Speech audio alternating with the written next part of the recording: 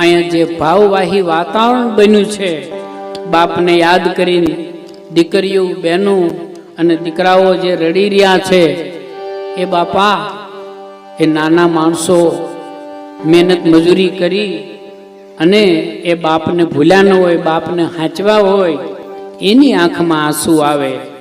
બાકી નોખા થઈને રહેતા હોય એ મા બાપને શું હાંચવે. અમે તો ક્યારેક વૃદ્ધાશ્રમમાં જઈએ પ્રોગ્રામ કરવા.